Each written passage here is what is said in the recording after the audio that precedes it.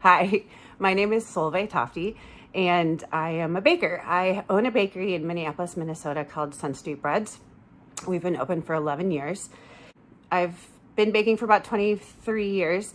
I have worked with the Bread Bakers Guild of America for most of that. I've been on the board a bunch of times. I was the chair of the board, and I competed on a team. We send a team to France to the Coupe du Monde de la Boulangerie most years when they have it. And so I competed on that in 2008. And since then, I've been able to judge for assorted international competitions that are involved and feed into the Coupe.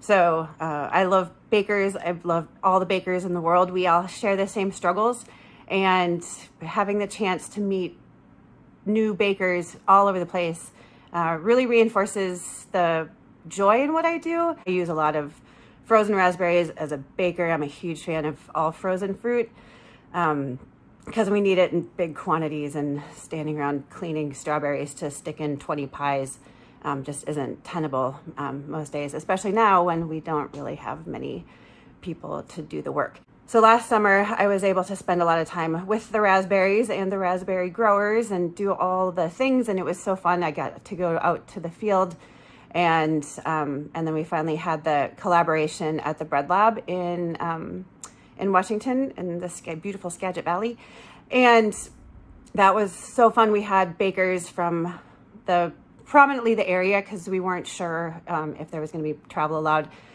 So we had a bunch of bakers come, and I baked a bunch of stuff with raspberries.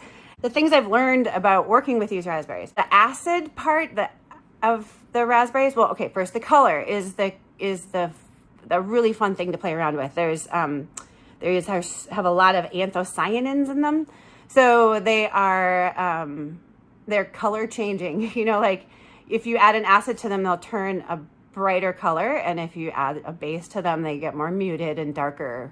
More towards the blue side of things. So to enhance the pink side of the spectrum, I used the puree in doughs with the sourdough process. So I want to increase the acidity of my dough so that the raspberry, the anthocyanins in the raspberry will react to a warmer, pinker tone, more the red side of things.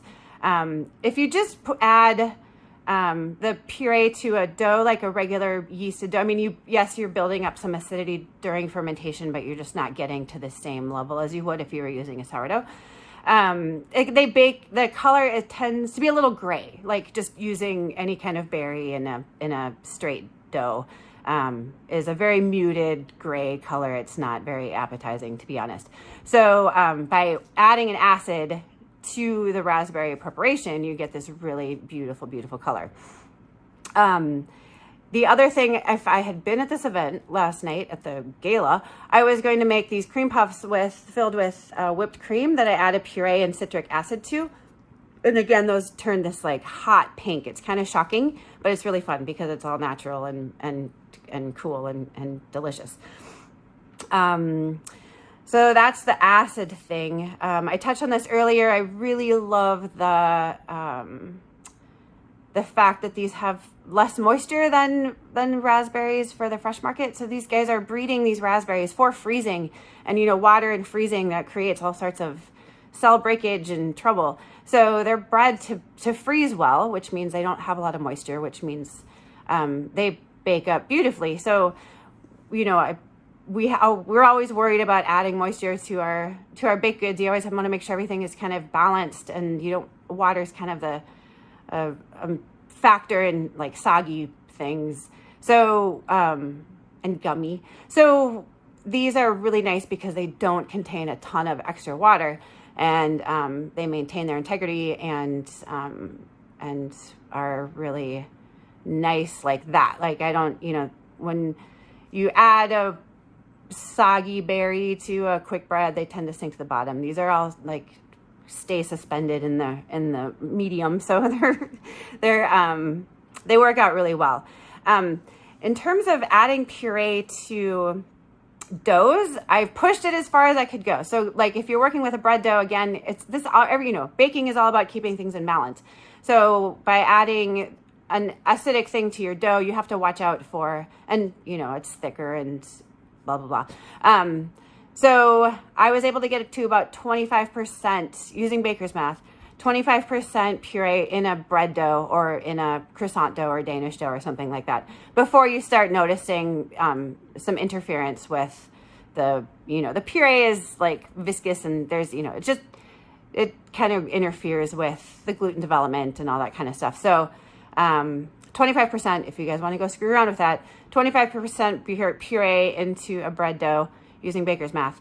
Obviously you're replacing some of the water, but it's not a one-to-one replacement because the puree is thicker. And you can get the puree with seeds or puree without seeds. These are awesome purees because they don't add sugar. I think maybe one of the processors does, but it's, you know, in the pastry world, there's a lot of fruit purees, but they're all like have a ton of sugar added. So, or, you know, some sugar at least. So these purees from the Washington group are great because they're just straight raspberry puree. And the other thing I learned about these raspberries is that they're consistent. So, I mean, yes, of course they vary from year to year, crop to crop, but since they've been bred for freezing, they're always going to behave within a certain set of parameters, which happen to be a set of parameters that are ideal for baking. I'm sorry I'm not at this event. I am not there because I don't have any staff. So as culinary educators, please keep up the good work and help make more people who want to work in kitchens. Okay, thank you.